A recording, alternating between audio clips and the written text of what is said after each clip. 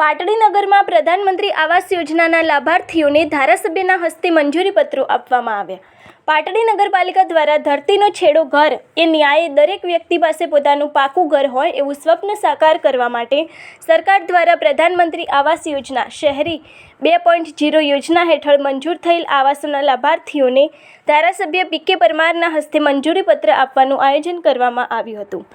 આ કાર્યક્રમમાં પાટડી શહેર ભાજપ પ્રમુખ વિરલભાઈ સોની, નગરપાલિકા પ્રમુખ ચેતનાબેન ચંદારાણા, ઉપપ્રમુખ હિતેશભાઈ, કારોબારી ચેરમેન ગીતાબેન, રશ્મિભાઈ રાવલ, પૂર્વ પ્રમુખ મૌલેશભાઈ પરીખ, મુકેશભાઈ દેસાઈ, પાટડી શહેર ભાજપના મહામંત્રી, નગરપાલિકાના સદસ્યો, નગરપાલિકાના ચીફ ઓફિસર રઘુભાઈ ખાંભલા તેમજ પાટડી નગરના હિંમતપુરા, નારણપુરા સહિતના વિસ્તારના 400થી વધુ લાભાર્થીઓ ઉપસ્થિત રહ્યા હતા।